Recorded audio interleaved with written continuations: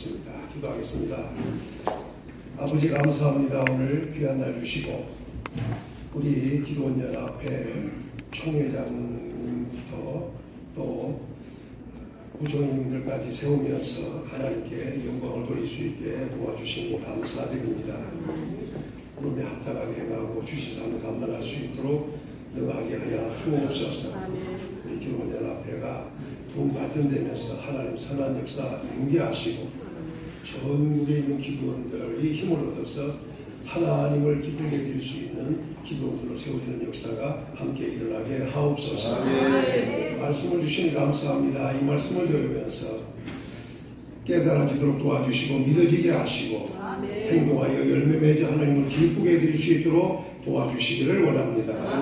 조금 말씀 바로 전하도록 성령께서 감동해 주옵소서. 예수님 이름으로 간절히 기도 올리옵나이다.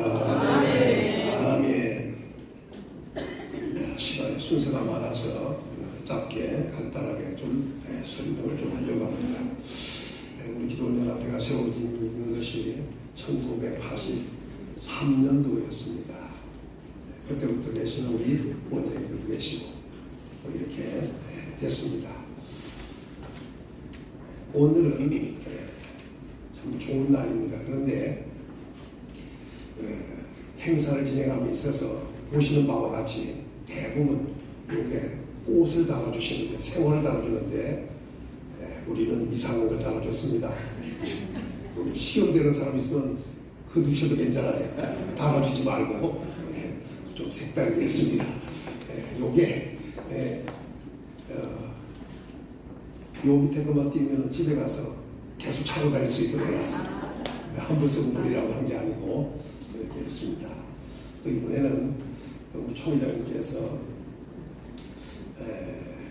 해 같은 걸 하지 말라고 해서 그런 것을 이번에 준비하지 않고 단촐하게 아주 행사만 하려고 합니다.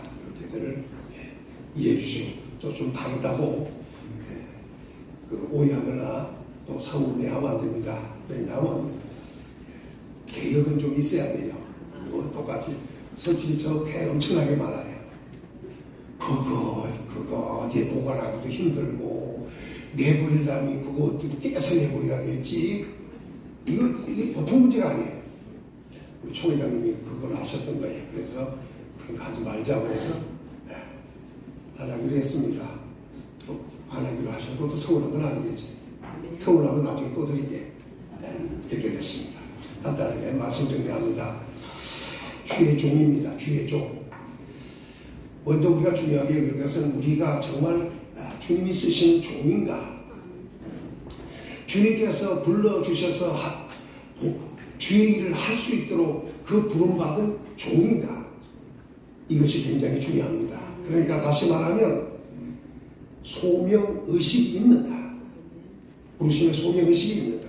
또 한 가지는 종이라면 주님이 쓰기 위해서 불렀으니 그 일을 해야 하는데 이걸 다른 말로 말하면 사명입니다. 부르심의 확신이 있는가? 또 한 가지는 부름을 받았다면 또 보내심을 받을 텐데 그렇다면 이는 사명인데 사명에는 의지가 있는가?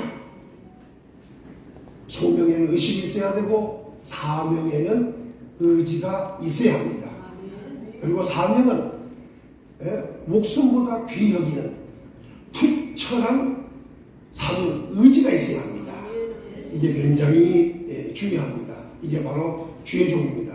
그리고 주의 종은 자기 일을 하는 것이 아니라 하나님이 하시고자 하는 일을 하게 하기 위하여 부르시고 세우고 보내셨으니 하나님이 원하는 일, 내가 원하고 내가 기뻐하고 내가 만족하고 나의 즐거움을 위하여 하는 것이 아니라 하나님의 기쁨을 위하여 하나님의 영광을 위하여 이렇게 해야 하는 것이 바로 종입니다.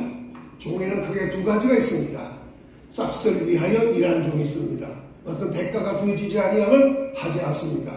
이게 그렇게 나쁘다고 할 수는 없겠지만 싹을 위하여 한다면 그 일을 위하여 하기 때문에 그만큼 하려고 하는 것입니다. 그러나 우리 예수님 안에서 부름받은 하나님의 종들은 그런 종이 아니라 아플 길이 없어서 이 몸 바칩니다 하고 나온 종들입니다. 분날의 마지막 날 예수님께서 잘했다 착하고 충성된 종아, 내가 작은 일에 충성했으니 내게 큰 일을 맡기겠다. 내 주인의 즐거움에 참여할지어다. 이 축복의 말씀을 듣기 위하여 일하는 종들입니다. 그렇기 때문에 충성할 수가 있습니다. 부름에 합당하게, 그리고 사명 의지를 가지고 행함으로 하나님께 영광을 돌릴 수 있기를 예수님의 이름으로 축원합니다. 종에 대해서는 여러 가지 의미가 있는데 먼저 명칭을 좀 간단하게 설명을 하겠습니다. 디모데후서 2장에 보면 부름받은 주의 종들을 분사, 곧 병사라고 합니다. 병사. 이는 싸우는 병사라는 말입니다. 우리는 일평생 싸우며 갑니다. 또 한 가지는 경기자라고 표현했습니다. 일평생 우리의 가는 길이 달려가는 길입니다. 그냥 금방 싸우고 마는 것도 아니고 금방 달리고 마는 이런 경기가 아닙니다. 일평생 싸우고 일평생 달려가는 경기자라고 합니다. 또 우리를 향하여 농부라고도 합니다. 일을 하는 농부라는 겁니다. 또 우리를 향하여 일꾼이라고 합니다. 여기서 중요한 것은 일꾼이라고 하는 것은 두 가지가 있습니다. 부끄러운 일꾼이 있고 바른 일꾼이 있습니다. 부끄러운 일꾼은 진리의 말씀을 옳게 분별하지 못한 일꾼입니다. 바른 일꾼은 진리의 말씀을 옳게 분별하고 그 분별한 가운데 자기를 드리기를 힘쓰는 자입니다. 다시 말하면 진리의 말씀을 옳게 분별하여야 그 뜻을 알고 그 뜻대로 행할 수 있는 일꾼이 되기 때문입니다. 또 하나님의 종들을 향하여 그릇이라고 합니다. 큰 집에 있는 그릇이라고 하는데 큰 금그릇도 있고 은그릇도 있고 질그릇도 있습니다. 어느 것이 됐든지 이건 자기를 깨끗하게 하면 귀하게 쓰임받는다 했습니다. 다시 말하면 군사적 사명이 있고 경기자적 사명이 있고 농부적 사명이 있고 일꾼의 사명이 있고 큰 집에 그릇같이 사용되는 이런 직분을 바로 주의 종들이 가지고 있습니다. 그렇다면 이 일꾼들은 주의 종으로서 이러한 다양한 명칭을 가지고 일을 하게 될 텐데 이제 그럼 구체적으로 주의 종들은 어떻게 행하여야 하는가? 요것만 간단하게 얘기합니다. 첫째는 피할 줄 아는 자가 바로 주의 종입니다. 오늘 말씀에 이렇게 말합니다. 또한 너는 천년의 정욕을 피하고, 여기 피한다고 하는 말은 산길에서 독사를 만나 뱀을 만났을 때 피하겠어요.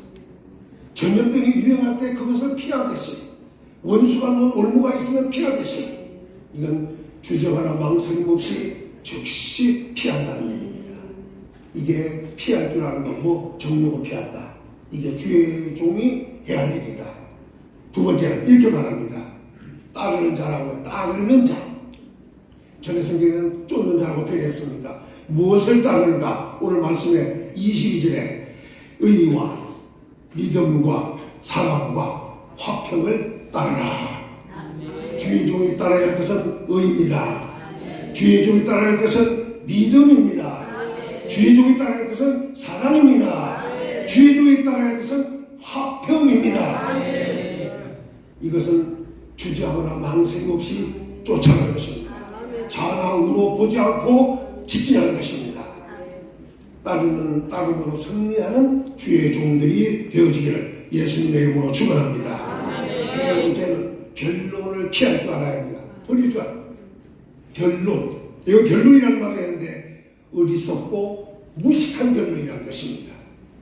쓸데없는 변론해가지고 감정상하고 쓸데없는 변론해가지고 시험 들고 할 일이 없다는 겁니다. 쓸데없는 어리석고 무식한 변론을 오늘 선지부에 버리라 했습니다. 아예 버리라 할 것입니다. 가까이 하면 안 된다는 거죠. 네 번째 얘기는 주의 종들은 어떻게 해야 되느냐. 오늘 말씀해 보니까 다투지 아니해야 한다는 거예요. 오늘 말씀에 이렇게 말합니다. 24절에 주의 종은 마땅히 다투지 않는다. 다른 말로 말하면 당연히 다투지 않는다. 다툼이 없는 삶이 주의 종의 삶입니다. 다섯 번째 얘기는 24절에 모든 사람에 대하여 온유해야 된다. 특정인 가까운 사람, 마음에 드는 사람, 이런 사람들을 함께 그 사람들에게 온유한 것이 아니라 모든 사람에 대하여 온유하라. 다시 말하면 신사적인 성품을 가지라는 말입니다. 그 다음에 이렇게 말합니다. 가르치기를 잘 해야 된다. 우리 주의 종들은 잘 가르쳐야 됩니다. 자기가 해놓고 자기가 무슨 소리 하는지도 모를 정도가 되어서는 안 되는 것입니다. 앞뒤 없는 조선 앞바지 같은 소리 나야 되고, 앞뒤 없는 전차 같은 소리 나고, 자국 없는 여자 고무신 같은 소리 하면 안 된다는 얘기예요. 여자 고무신이니까 무슨 소리인지 모르는데 옛날에 한복 입고 다닐 때 신고등에도 고무신이 있었어요. 응? 다시 한번 우리는 강조해야 됩니다. 가르치기를 잘해야 돼요. 네? 그래서 성도들로 하여금 예수 그리스도를 알게 하고 하나님을 알게 하고 성령님을 알게 하고 믿게 하여 확실하게 성숙한 성도들이 될 수 있도록 인도해야 할 사명이다. 참는 것도 잘해야 됩니다. 오늘 24절에 참으며 이렇게 말했습니다.